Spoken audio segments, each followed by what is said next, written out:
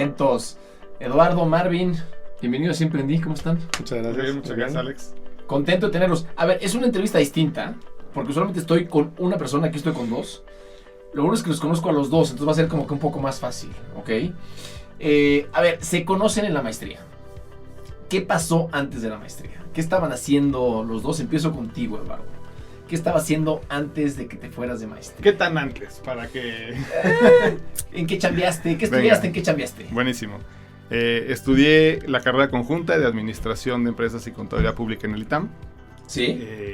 Primer chamba, empecé a trabajar en Mijares, un despacho de abogados. Yo estaba en el área fiscal, estuve ahí un ratito, pero tuve la oportunidad muy temprano en mi carrera de entrar a Advent International, que pues, del 2008, ya empezaba como el boom del private equity.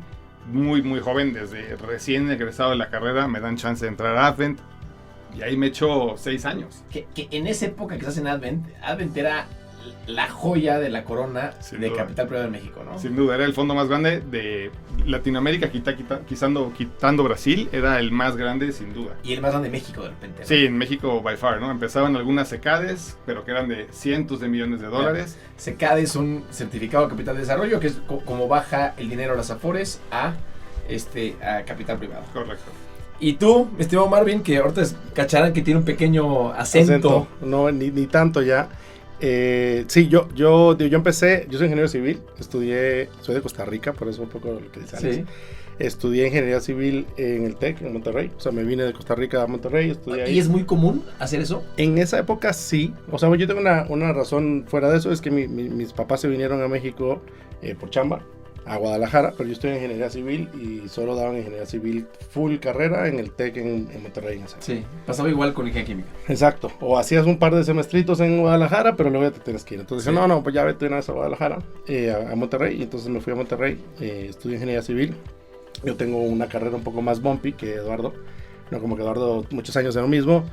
Mi primera chamba fue en construcción en Estados Unidos, project engineer en una obra en Bakersfield, California, en medio de nowhere, ¿no? O sea, sol a todo lo que da, trabajaba sábados, domingos, pues estamos atrasados y pues no era lo mío, ¿no? O sea, un poco como que vas a tu primera chamba y reality check, ¿no? A muchos nos pasa y, oye, pues la ingeniería civil, pues estaba chingón cuando hacías tus cálculos, pero de repente, pues no estar aquí en la obra todo el día no era lo mío.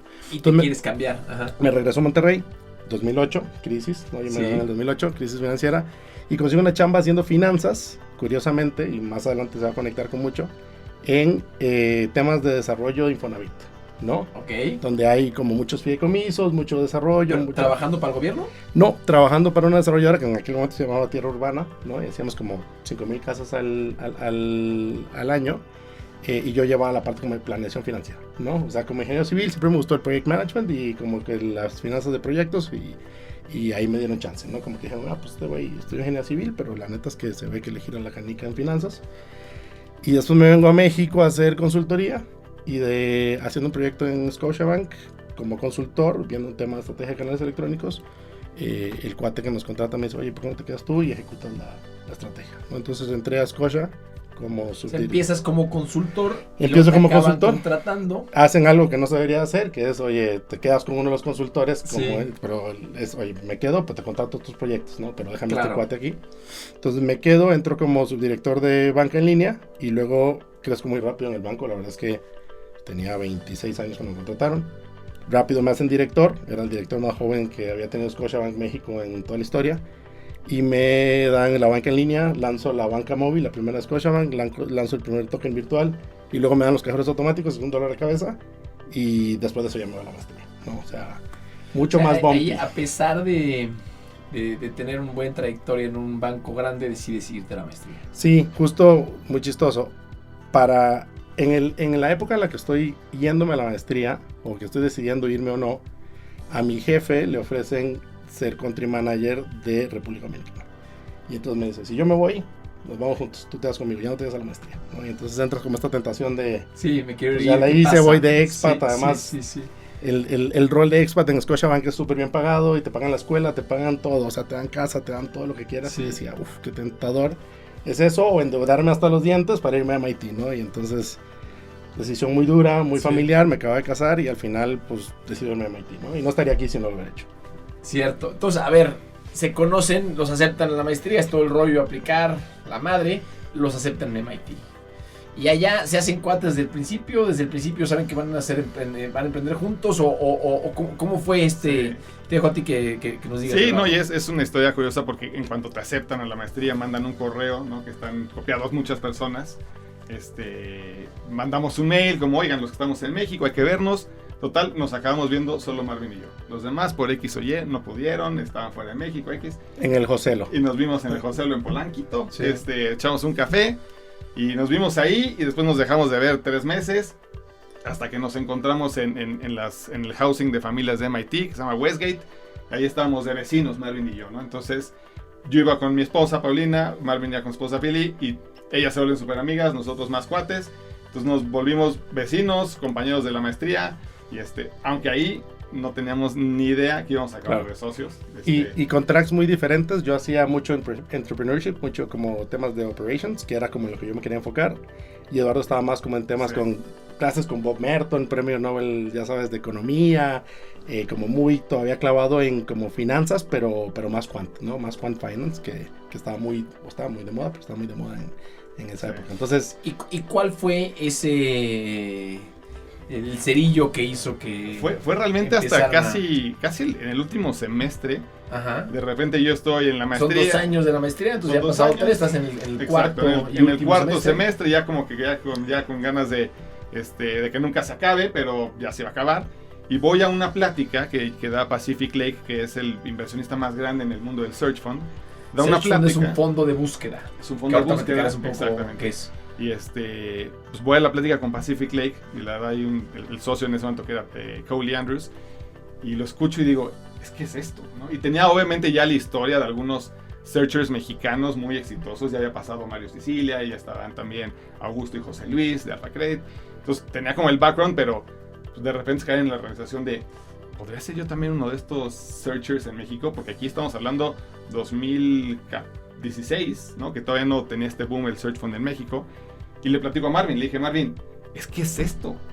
Creo que tenemos buenas... Pero le dices, ¿es esto porque ya habían platicado de emprender o porque te latió que él podría ser tu es muy socio? chistoso. Yo estaba haciendo una fintech de factoraje para México. O sea, yo me clavé a decir, factoraje, México, pues hay que hacerlo mucho más fácil, la factura electrónica, cómo la apalancamos. Que, by the way, es una historia de muchos de los Zeppelin, de los muchos que están haciendo factoraje ahorita. Y tú estaba muy clavado en eso, o sea, súper clavado. Vine, de hecho, uno de los periodos en los que hay entre un semestre y otro, vine a estar en México un mes completo a tratar de echar a andar, de hablar con gente y ver qué onda, ¿no? Entonces yo estaba muy clavado en mi rollo se llamaba Bottom Line y era una startup que estaba tratando de incubar, ¿no? Y cuando yo siempre digo, o sea, hay 2 tipos de emprendedores. Está el emprendedor de 0 a 1, que es un güey que agarra una idea y de la nada la echa a andar. Y eso es un skill muy cañón.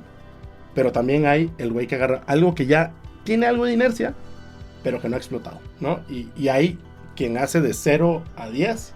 0 a 1, by the way, es Peter Thiel y tiene un libro, y si no lo han leído, muy bueno. Pero hay quien puede hacer de 0 a 10. Pero muchos hacen solo de 0 a 1 y muchos hacen de 1 a 10, que es el scale-up, ¿no? Y entonces, como que en esta rutina decir, es que no estoy yendo a ningún lado porque este emprendimiento que estoy tratando de hacer no logro como terminar de agarrar inercia. ¿Qué sigue? Contrata gente, ¿no? Sí. ¿De dónde? La lana, ¿no? Y como que en MIT todos, pues, levanta lana, ¿no? Entonces vas a tratar de levantar lana y te vas a explicar el contexto a un americano y más bien como que te desanima, ¿no? Entonces yo estaba como en esa crisis existencial de, pues es esto, no es esto, ¿qué es? Y de repente Eduardo un día así random de, güey, en una cena. Y tú traes el tema de 0 a 1 y si aquí con esto ya puedo tener el 1. Ahora sí, Eduardo, ¿qué es un fondo de búsqueda? ¿Qué es un search fund? Claro, un search fund ya es un asset class, ya está clasificado como un asset class y es una búsqueda. Te pagan por buscar durante 24 meses una empresa para comprar. Entonces tienes una red de inversionistas, típicamente son entre 12 y 18 inversionistas, que cada uno pone alrededor de $50,000 para que con ese dinero tú te vayas a donde quieras y busques una empresa para adquirir. Esos $50,000 que te dieron ellos, que los usas para tu diligence, tu vivir, estar viajando y demás, es un derecho que le da a los inversionistas para después invertir en la empresa que encontraste, ¿no? Entonces te mandan a la búsqueda, ¿no? Y por eso el término search fund. Entonces nosotros nos fuimos a México a buscar, ¿no? Que típicamente la gente busca en Estados Conocían Unidos, el ¿no? mercado, tienen una experiencia ahí y de repente también el inversionista quiere diversificarse y tener a alguien que esté buscando en otro lado. Sin duda. Y bajo este modelo fue que decidimos emprender, ¿no? Bajo el modelo ¿Qué tan rápido fue levantar esta lana de búsqueda, Marvin? Interesante, cuando empiezas dices, oye, pues ¿quién te va a dar $600,000 a dos güeyes que no conocen, no? Para que se la gasten en buscar y cómo saben que estás... No, y cuando hablas con un latino, es un salario, literal, ¿no? es salario y due diligence, pero tú te puedes regresar a México, irte a Cancún y quedarte 2 años pagándote un salario y nadie te va a mandar unos reportillos de vez en cuando y tanta, ¿no? Y la verdad es que es un modelo muy basado en tema de confianza que luego para los latinos nos cuesta mucho, ¿no? Para los americanos es como muy común este tema, ¿no? Entonces, cuando empezamos con todo este tema, me acuerdo que tenemos un amigo argentino en común y decía, oye, che, pero ¿quién te va a dar tanto dinero para buscar? Es irreal, ese modelo no funciona. Creo que es importante decir que tradicionalmente los search funds han proliferado en Harvard, en Stanford, un poquito ahorita en Kellogg, han como promovido un poquito, pero MIT estaba afuera de la comunidad de search fund, ¿no? O sea, como que no era el target de estos como que iban a promover, de pura casualidad Collie, que es gran amigo ahora, fue. Imaginas para claro, o sea, las escuelas de negocio de Stanford y de Harvard, Exacto. algunos graduados de ahí, es donde vienen la mayor cantidad de fondos de búsqueda. En nuestra época, ¿no? Ya esto es un boom. Sí, y no solo la mayor cantidad de searchers, sino también hay mucho faculty metido en las universidades. Muchos profesores metidos. Muchos profesores, sí. Aquí voy a estar traduciendo para que no sigamos ahí. No, hay muchos profesores y hay clases, ¿no? Hay clases de Entrepreneurship through Acquisition. Se llama Entrepreneurship through Acquisition o Emprendimiento a través de adquisiciones, ¿no? Así se llama la clase. Hay otra clase que se llama, que estás en Stanford, de David Dodson. Todos estos terminaron siendo nuestros inversionistas, ¿no? Pero que es Managing Growing Companies o manejando empresas en crecimiento, ¿no? Y son como todas estas enseñanzas de lo que te vas a topar en el futuro dentro del modelo, ¿no? Y volviendo al tema de qué tan fácil o difícil, como que vas primero con esta idea de decir, oye, pues va a estar cañón, ¿no? Entonces lo primero que tienes que hacer es te consigues un inversionista ancla, ¿no? Y en nuestro caso fue Pacific Lake. Después de la plática lo vemos. Es un fondo muy grande, ¿no? El más grande de search funds y es parte como de un grupo, digamos. Por cierto, los acabo de ver ahorita en Monstruo. Pero sí, son buenísimos. Son buenísimos. Y entonces vamos con ellos, le platicamos, te pregunto un poco, oye, ¿quiénes son? No, prepárenme, hay algo que se llama un PPM, un Private Placement Memorandum, que es como el documento. Un documento en el cual dices qué es lo que vas a hacer. Exacto. Ajá. Pero consideren que AMIN, ¿no? Y AMIN, yo quiero tener posición fuerte en su fondo, porque ustedes dos me gustan. Quiero 2 unidades y quiero presentarles gente, ¿no? Y entonces de repente pues, ya tienes 2 unidades, tienes $100,000. Y vamos por 12, ¿no? Y vamos por 12. 2 de 12 en la primera reunión. Exacto, en la primera reunión y de repente... Oye, y la escuela todavía ni siquiera acaba, ¿no? Sí, no, esto es diciembre de 2015, porque el último semestre, que es de enero a mayo, digamos, es del 2016, cuando terminamos de cerrar ya legalmente todo el fondo. Y después de ahí, pues oye, pues quiero que hablen con un cuate que se llama Will Thorndike, que tiene escribe, es amigo de Warren Buffett, es un tipazo y además una eminencia dentro de Estados Unidos. Y nos vemos con Will para tomar un café, literal, 15 minutos, enfrente del Boston Common, de un parque muy famoso de Boston, y nos preguntan un par de cosas, ¿qué opinan de esto? ¿Qué les parece esta cosa? 15 minutos pues, guys, I want a unit. Quiero una unidad, estoy adentro. Y entonces levantan, al parecer, relativamente fácil el dinero de búsqueda. Pero sales de la reunión, porque Pacific Lake tiene una oficina, ¿no? A ver, levantaste dinero en Estados Unidos, como estás mencionando. Exacto. ¿Hay inversionistas mexicanos? Hay inversionistas mexicanos que mucho de la... ¿Qué porcentaje acaban siendo mexicanos y qué porcentaje no mexicanos? No, como el 20% acabó siendo mexicano. O sea, la mayoría es dinero en dólares. Exacto. Y que ojo, que ahí también te piden un retorno en dólares, ¿no? Sí, aunque también eso ha ido cambiando en el tiempo. Estamos hablando de 2016, ¿no? Que ahí sí había mucha volatilidad en el peso. Incluso pues cuando nosotros... No había nuestro superpeso de ahorita. Exacto, no existía el superpeso, ¿no? Que eso es justo donde iba. Y sí, efectivamente, los fondos internacionales de búsqueda ya habían pactado con los americanos oye, mídeme mi retorno en la moneda que voy a comprar la empresa. Si voy a comprar una empresa que genera pesos, mídeme mi retorno en pesos, ¿no? Si compro una que tenga ahí algo de exposición a la frontera y genera dólares, está bien, pero si es en pesos, que genere pesos, ¿no? Entonces logramos hacer que nos tomen nuestros retornos para el retorno al que le das, que es importante el retorno que le das, porque es con el que también calculan lo que te van a compartir a ti, ¿no? Por eso nuestro interés de negociar a que sea una evaluación en pesos. Sí, digamos que contra un modelo, y un poco para explicar esto, contra un modelo tradicional de emprender de cero y venture capital, ¿no? Tú eres dueño del 100% de tu idea y tu empresa, la empiezas y luego te vas diluyendo conforme vas levantando dinero. En este caso no, en este caso te dicen, aquí está todo el dinero y dependiendo de lo que tú me hagas a mí ganar, yo te voy a compartir a ti. Depende del resultado, es que te voy a dar un porcentaje. Exacto. De la empresa. Entonces, y aquí, digo, para cerrarlo y no entrar mucho en detalle, puedes llegar a tener hasta el 30% de la empresa y todo sale bien, ¿no? Exacto. Entonces, se vienen a México y arranca la búsqueda. Correcto. ¿Ok? Eduardo, ¿cómo fue la búsqueda? Y más o menos, ¿cuántas compañías vieron? ¿Cuántas ofertas hicieron? ¿Cuánto tiempo les duró? Usualmente es 2 años, ¿no? Sí, tienes aire para 2 años, ¿no? Estos $600,000 que levantas te dan para 2 años. La verdad es que Marvin y yo siempre hemos sido ahorradores y cuidadores del gasto, entonces la verdad es que siempre estimamos que a nosotros nos iba a durar como 30 meses. Pero empezamos a buscar y digo, me adelanto, ahorita me regreso, compramos en el mes 18, más o menos, ¿no? Entonces...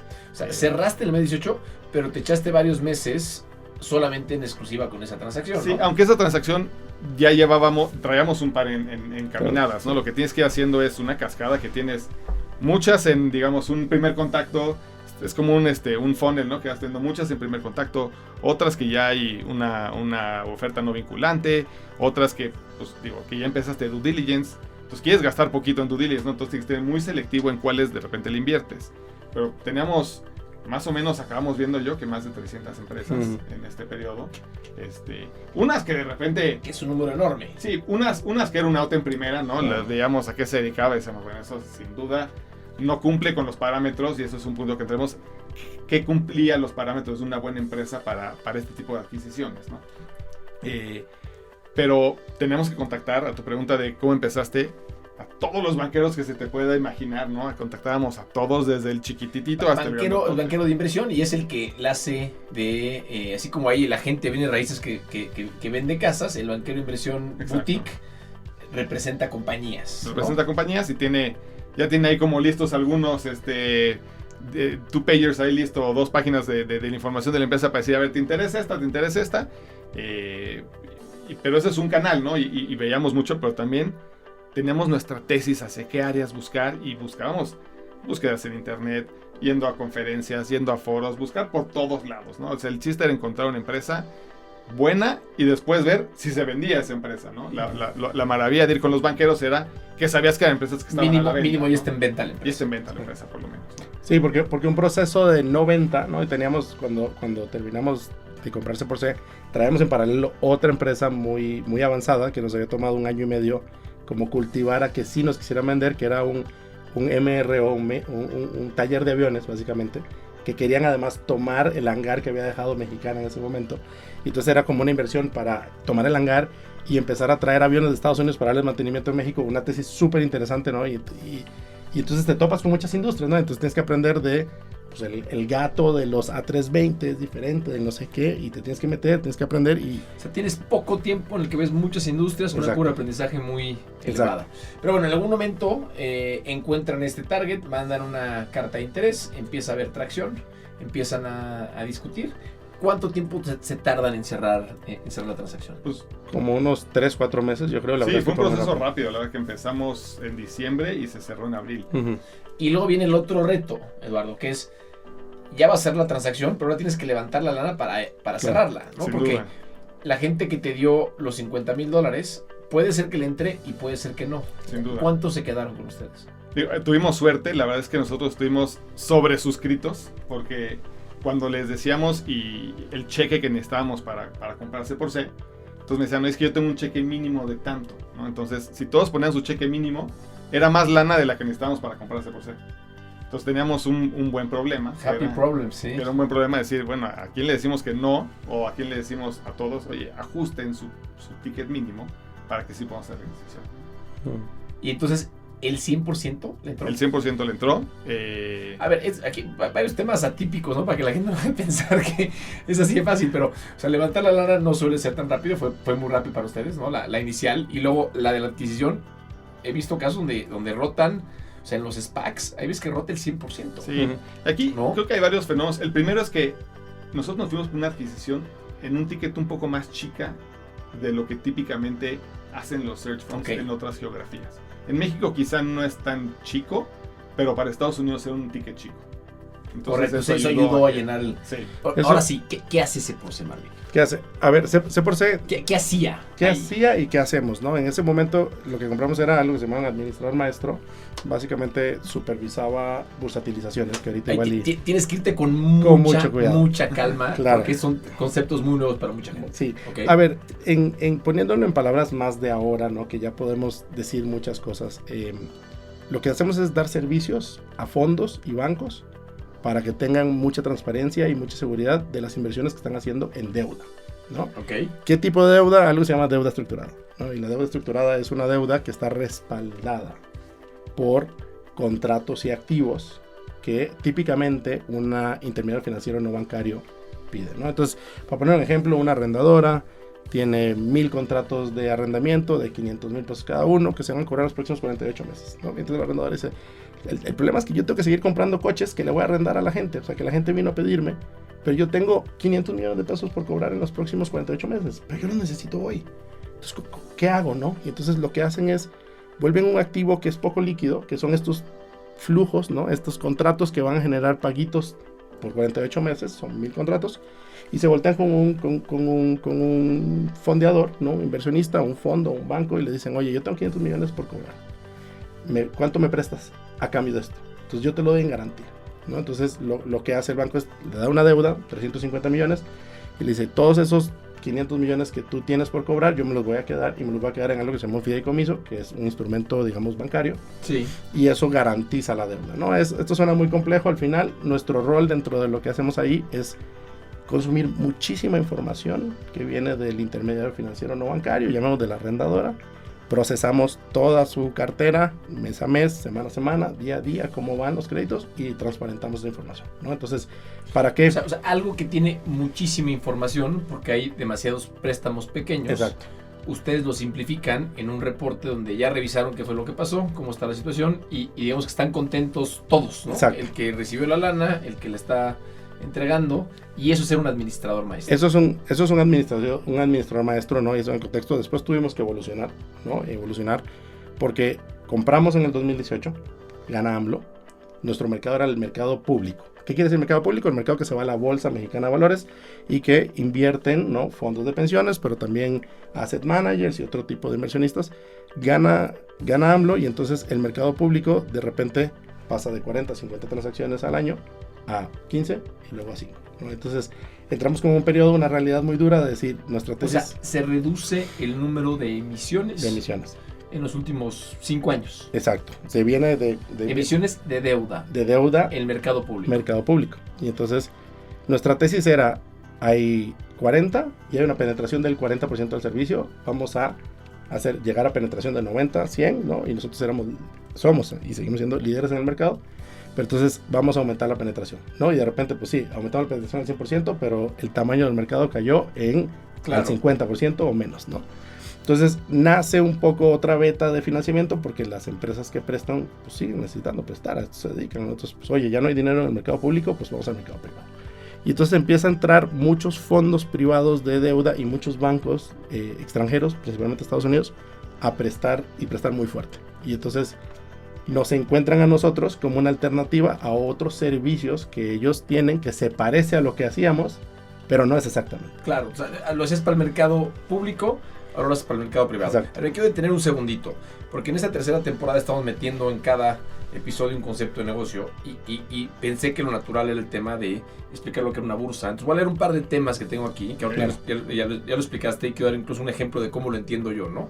Pero una bursatilización, juntas activos, los reempacas y creas un instrumento financiero que paga un cierto interés. Exacto. ¿Ok? Lo más común son hipotecas o carteras de crédito, o tú mencionaste el tema de arrendamientos. Y lo que es que juntas muchos activos, y al ser un solo instrumento tiene un menor riesgo de que si fuera cada uno en lo individual, ¿no? Sí, el ejemplo que me gusta a mí es, supongamos que mi papá tiene 4 departamentos y cada departamento recibe una renta al mes. Él lo que puede hacer es decirle, oye, yo te vendo a ti el valor de las rentas en el tiempo y tú hoy me das una buena cantidad de lana. ¿correcto? Sí, es un buen.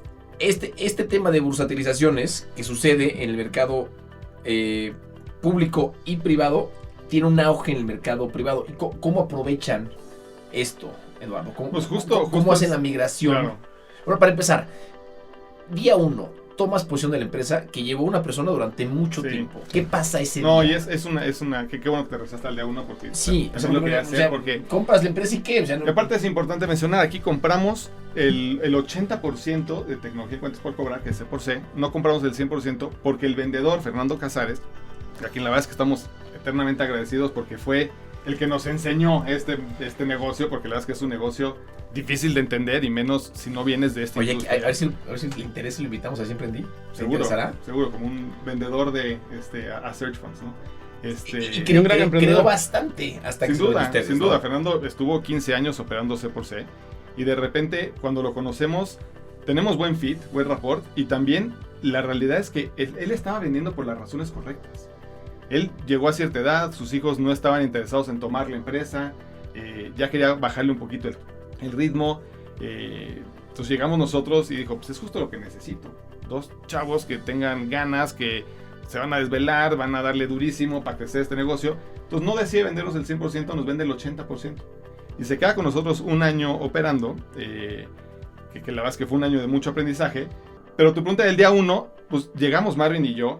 Pero se queda operando y ¿quién es el director general? ¿Es él? Se queda el primer año él como director general, pero transicionando. O sea, dijimos, vamos a dar una transición de un año. En nuestro negocio la confianza es bien importante. Entonces no queríamos que hubiera una disrupción importante. De repente se quitó el director general y llegaron 2 cuates que no venían de la industria. Lo van a seguir haciendo igual de bien. Entonces Fer se queda un año operando como director general. Pero ya era o sea, todas las reuniones y demás estábamos o Marvin o yo, o los dos. Y fuimos transicionando de una forma muy ordenada para que al cabo del año ningún cliente se diera cuenta de ningún cambio ni en el servicio, ni en la atención, ni nada, ¿no? Entonces, él nos fue pasando como los contactos de a mí, esta empresa, este es el director general, vamos a una comida con él. Esta empresa, vamos a verlos que está en Monterrey, este en Guadalajara. Hicimos todo un plan y fue una transición larga. O sea, sirvió mucho que estuviera él. Muchísimo. Sí, muchísimo. Y no solo para la validez con los clientes, internamente también sirvió. Porque nos dio tiempo de poder tener alguien con quien rebotar ideas, ¿no? De cambios y demás que fuimos haciendo, sin hacerlo pues, con todo el contexto de 15 años de operar esta empresa. Uh-huh.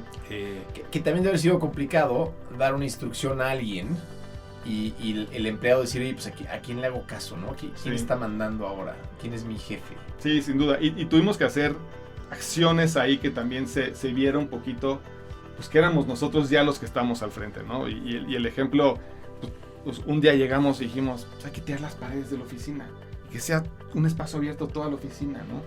Y total, lo hicimos, y cuando Fernando vio la oficina sin paredes, me dijo, bueno, creo que ahora sí, yo ya me voy a retirar de C por C en el día a día, porque él estaba acostumbrado a tener su oficina, claro. ¿no? Y entonces, pues de repente estos cambios que hicimos, pues fue la forma de decir, pues ya estamos también nosotros y queremos poner nuestra cultura. ¿Tuvieron que sacar a muchas personas?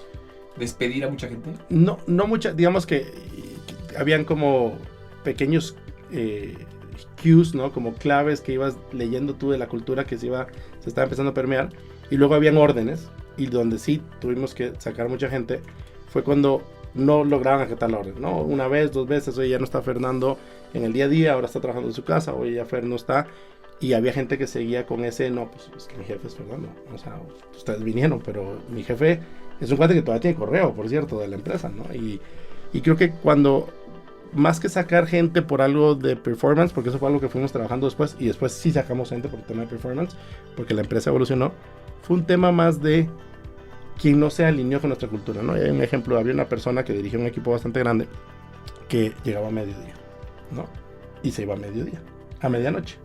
Entonces, los empleados sí tenían que llegar temprano, porque tenían que trabajar temprano.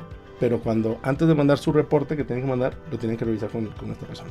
Y esta persona, pues llegaba a las 12, se acomodaba, empezaba a las 5, y si tú has llegado a las 7 para hacer tu reporte, pues a medianoche tú estás en la oficina esperando que te atendieran, ¿no? Y eso con nosotros no va. Y entonces pusimos una orden de que pues la gente tenía que llegar temprano. Y la persona que llegaba tarde, seguía llegando tarde. Entonces dijimos, pues, ¿sabes qué? Sí. Pues va, ¿no?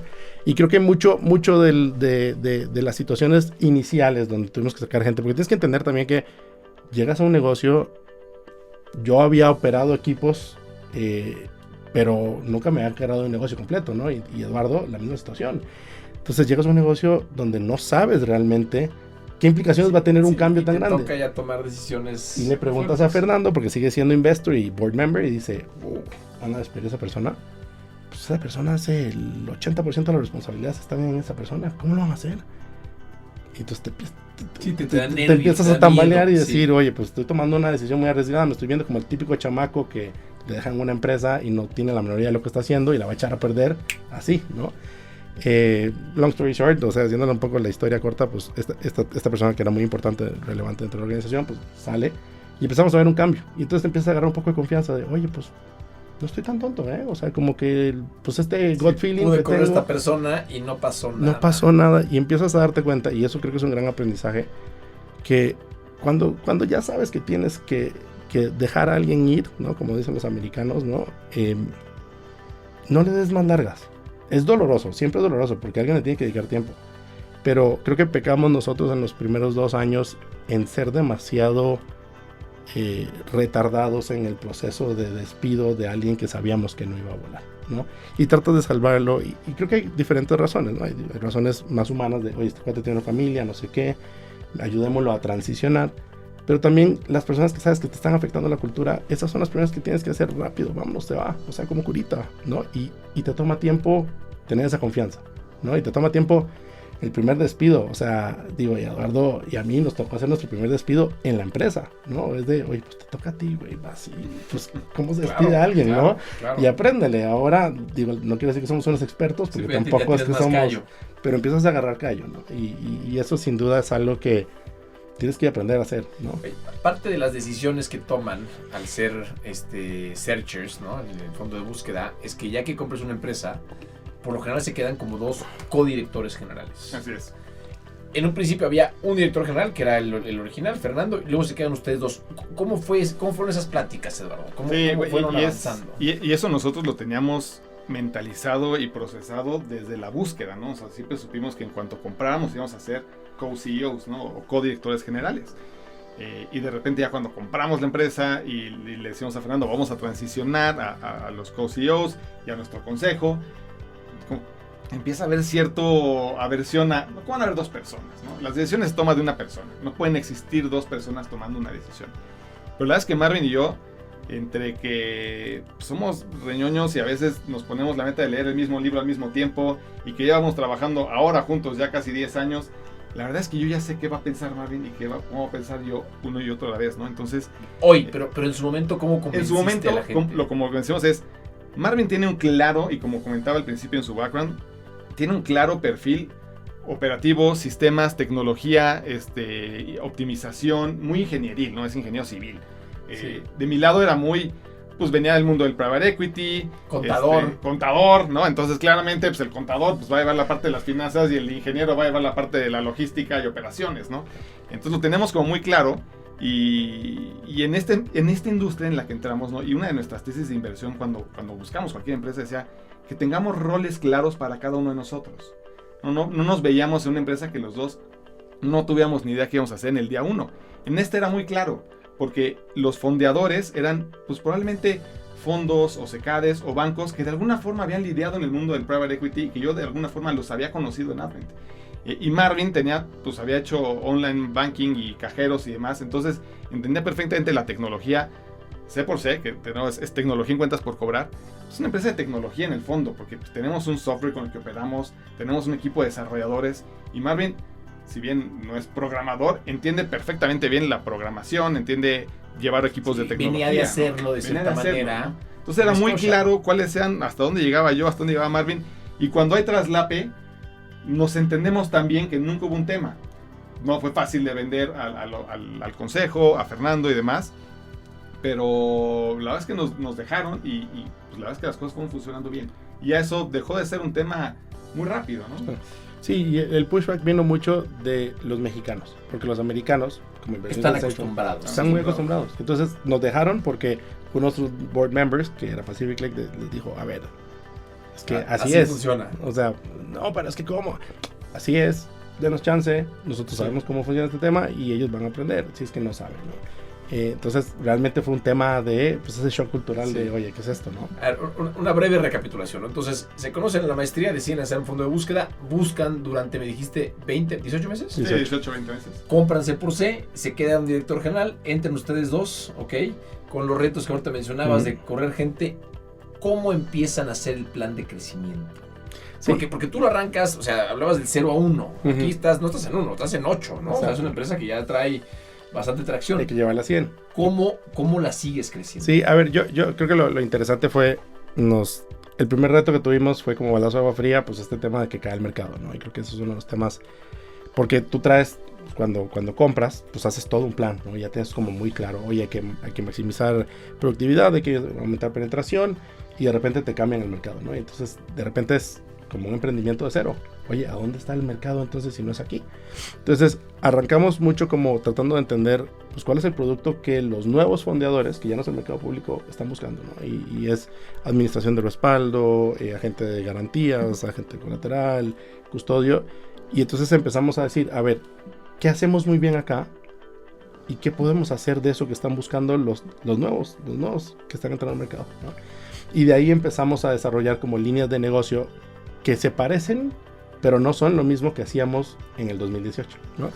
Y entonces, o sea, usas la tecnología, usas el back office, por así decirlo. Exacto. Para crear un nuevo producto que ahora se adapte al nuevo mercado. Que se adapta al nuevo mercado, pero seguimos teniendo el producto tradicional, que tampoco se ha muerto completamente, pero que no está en su auge, ¿no? Está muy, muy flat, muy plano el crecimiento. Y empezamos a decir, ¿cuál es una fortaleza que hay en C por C que no hay en los competidores, ¿no?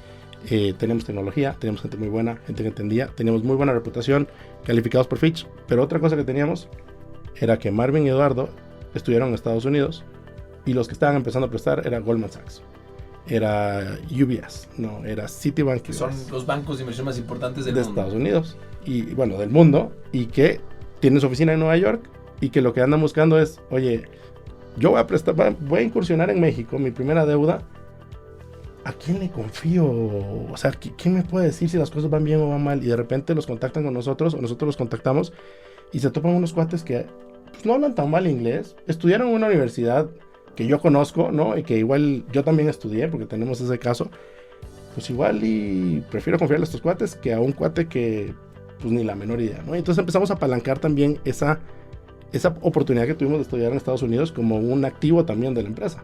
Y entonces empezamos a arrancar este proceso de venta y terminamos, y un poco avanzando en ese punto, empezamos a entender que nuestro valor agregado no es el reporte que mandamos, es que probablemente somos la empresa que más entiende el producto de deuda estructurada, que es un producto muy de nicho, en la región donde estamos, ¿no? En este caso México, ya hablaremos de Colombia, porque también tenemos oficina en Colombia, y nos empezamos a volver como la persona o las personas a las que viene la primera pregunta. Oye, me están ofreciendo arrendamiento de coche, ¿qué me tengo que fijar? Ah, mira, oye, tienes que tener un seguro, el seguro tiene que estar endosado, tienen que dar la factura. Aquí no existe el título, ¿no? Aquí no, el título de Estados Unidos con el que te dan tu coche y es la pertenencia, no, eso se llama aquí factura, ¿no? Oye, pero no hay registro público de la propiedad o de automotriz, no existe eso. Sí, hubo un intento, pero no funcionó. Entonces empezamos a volver este puente entre los inversionistas extranjeros que empiezan a ver muy buenos retornos en deuda en México y un mercado que, pues, de primera entrada, pues, te asusta, ¿no? O sea, claro. Oye. Aquí creo que vale la pena hacer una pequeña pausa, Eduardo.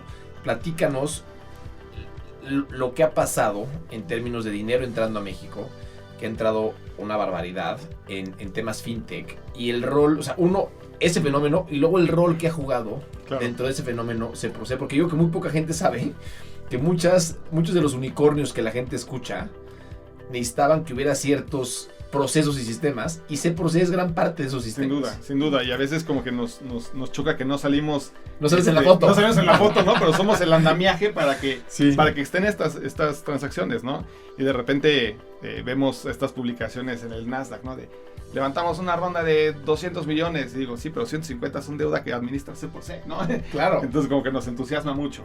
Y sí, efectivamente, pues al no existir este mercado público mexicano que te pueda fondear fintech, o una versión un poquito a prestar dinero, empieza a llegar dinero de Estados Unidos principalmente a buscar tasas que en su vida han visto en Estados Unidos. Son tasas de doble dígito, que para Estados Unidos es como para una empresa que ya está en Chapter 11 o en un evento de quiebra, pero son empresas que están creciendo, sanas, con buenas carteras, buenas originaciones. Entonces empieza a llegar mucho dinero de Estados Unidos, y son los bancos que decía Marvin. Creo que primero fue Goldman Sachs, que empieza a hacer transacciones grandototas, ¿no? Pero dicen, yo necesito todos estos, y le dicen agency services, ¿no? Que son servicios de agencia.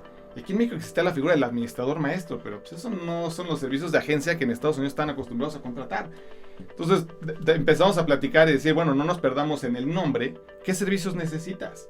Entonces empezamos a armarles los servicios que necesita un banco grande, y que para esto no solo es armar el servicio, todo esto pasamos por un proceso de due diligence, que vinieron americanos a revisarnos servidores, seguridad de la información, información financiera, porque me decían, es que tú me estás cuidando en el riesgo que estoy corriendo un poco. Si tú mañana vas a desaparecer y tú quebraste antes que al que le presté, me dejas un problemón. Entonces nos hacen due diligence para asegurar que nosotros vamos a estar por un largo plazo. Entonces, habla un poco de lo que es un administrador claro, sustituto. Y una de las figuras que los americanos más buscaban era que hubiera un administrador sustituto. Porque en Estados Unidos típicamente lo que pasa es el crédito de la maestría, ¿no? Lo origina la universidad, pero luego lo manda a una empresa de cobranza. Y es una empresa de cobranza. Y así el crédito hipotecario, el de auto. Hay empresas que son originadoras y hay empresas que son de cobranza. Y aquí en México lo que pasa es que las empresas originan y se quedan esa cartera cobrándola. No existe le paso la cartera a un administrador primario o un administrador que se dedica a la cobranza. Entonces, aquí necesitamos a alguien de respaldo que si quiebra ese originador, ¿quién me va a ayudar? Y dado que no existe este administrador primario al que le mandan a cobrar, pues necesito a alguien más que me haga esa labor de cobranza. Entonces nosotros fuimos desarrollando habilidades de tener todo listo por si en caso de que tenga la empresa, no te preocupes. Aquí tenemos respaldada. O sea, entra alguien que la hace de administrador y digamos que está cubierto Entramos nosotros, o sea, C por C está listo, o sea, y tenemos así como que el coche con la llave puesta nada más para arrancarlo y empezar a ayudarles a liquidar esos activos que tienen en la panza el fideicomiso, que es lo que está garantizando la deuda. Oye, Barbie, no sé si puedas decir nombres, sería ideal, porque de repente no pueden, pero han manejado nombres bien importantes que mucha gente conoce. Sí, a ver, digo, y podemos decir siempre lo que alguien publicó, ¿no? Oye, salió en Forbes, oye, Mercado Libre levantó más de X millones con Goldman Sachs, en eso estamos nosotros, ¿no? Y un poquito de nombres, Kavak, Mercado Libre, Confío, Credit Justo, que ahora es Cobalto Banco, Fairplay, que anda ahorita reciente con mucha fuerte, Clara. O sea, muchos de los nombres más importantes. Probablemente el 90% del ecosistema de Venture Capital en México, exacto, que recibieron capital de deuda, que hicieron un préstamo, exacto, está administrado por ustedes. Y nosotros administramos, digamos, y Eduardo lo decía en estos anuncios nos dieron 200 millones, bueno, pues son 180 millones son de deuda y 20 son de equity. Equity sería la inversión en capital, ¿no? Directo en la empresa. Nosotros probablemente administramos y supervisamos más dinero invertido en estas empresas, en estas fintechs de México, y casi yo diría que el 80% de las fintechs de México, mucho más que los propios Venture Capital, ¿no? El Venture Capital metió 20 millones y nosotros estamos viendo 180 millones, que es de un crédito que está repartido entre muchas partes en Estados Unidos, ¿no? Que Goldman Sachs estructura, pero de repente le vende posiciones o pedacitos a otros bancos dentro de Estados Unidos.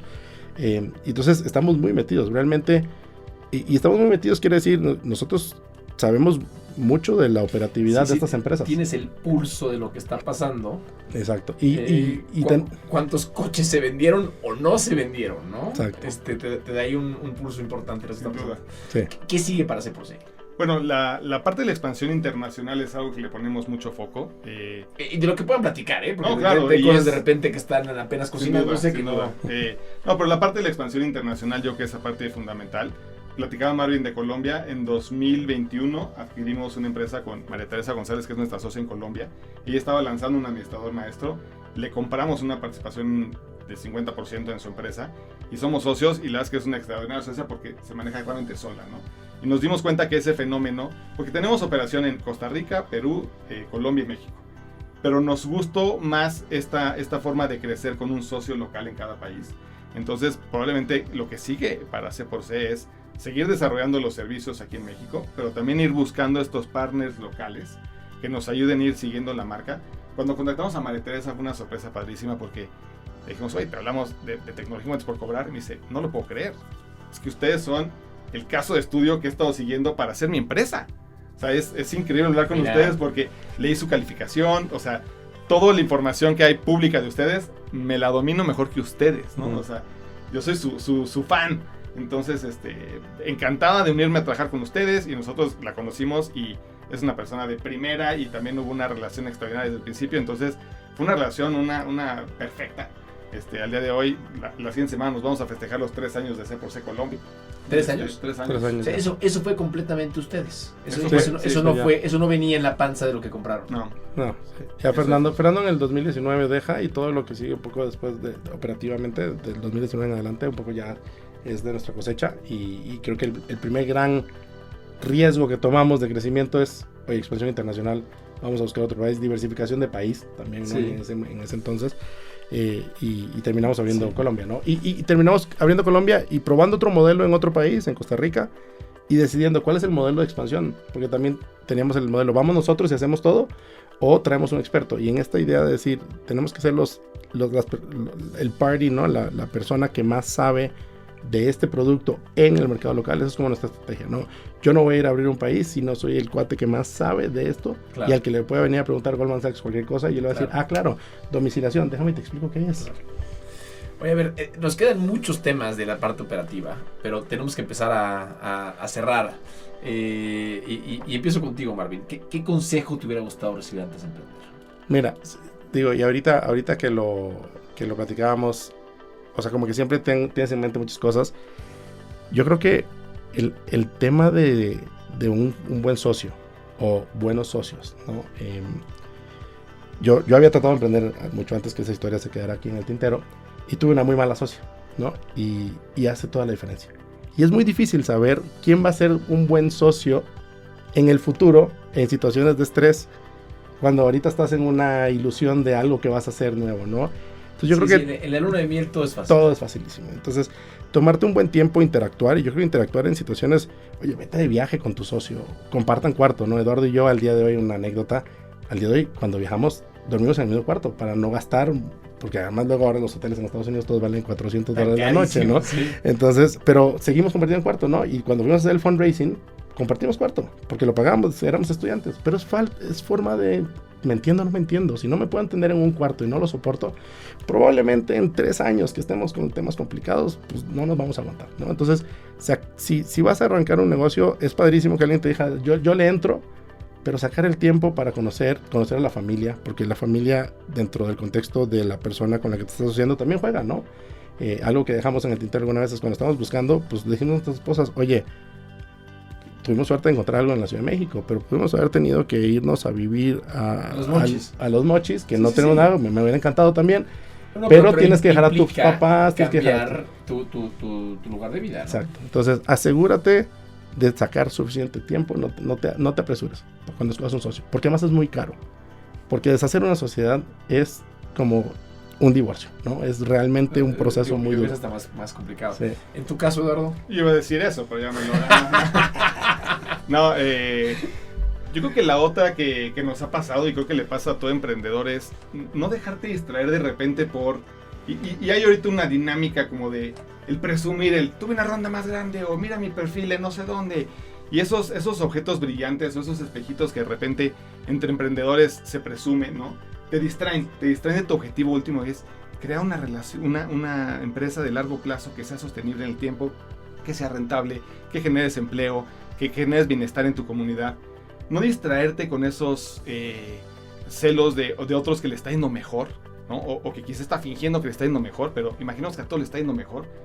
Tú enfócate, trabájale duro, no te distraigas, y no te distraigas, síguele dando, ¿no? ¿Dónde podemos seguirlos a ustedes? No podemos ir a C4C. Pues mira, C4C estamos bastante activos en LinkedIn. Nosotros en lo personal, la verdad es que somos bastante malos con redes sociales. Entonces sí, yo creo que el ¿Nos mejor pueden canal- seguir en LinkedIn? ¿Cómo aparecen en LinkedIn? Sí, en LinkedIn está como C por C. Sí. Y está C por C. Y pero también si lo buscas como tecnología encuentras por cobrar, te aparece. Y digo, tanto yo tengo Twitter, Chegaray. Y Marvin creo que sí es más. No, sí tengo Twitter, pero no lo uso tanto. Me enfoco bien. No, pero a ver, LinkedIn, Tecnología Encuentros por Cobrar. Yo estoy como Marvin Palavicini, súper raro el nombre. Bueno, hay dos, mi papá y yo. Pero te van a encontrar a mí, Eduardo Echegaray con T. Los dos estamos en LinkedIn. Si nos escriben por LinkedIn, contestamos. O sea, somos muy activos si luego nos busca gente por ahí. Encantados de recomendar. También nos gusta ayudar a la gente. Si alguien tiene preguntas, interés en Search Funds, interés en la deuda estructurada, ¿no? Nos van a buscar. Entonces, encantado de la vida. Búsquenos por LinkedIn. Y también cporc.com.mx, esa es nuestra página, una C, una X, una C.com.mx. Ahí también está nuestra información de contacto de la empresa, un mail que atendemos constantemente Eduardo y yo. Y si no, échenos una llamada. De hecho, dentro de la página de internet está el número de teléfono. Y pues siempre estamos muy abiertos a hablar. Buenísimo. Me mandaron una serie de libros que les les han servido. Los vamos a mencionar en los show notes. No dio tiempo ahorita de incluirlos, pero nos quedamos. Da para una segunda entrevista. Después veremos. Cuando gustes. Gracias a los dos. Muchas gracias. Gracias a todos. Gracias, Alex.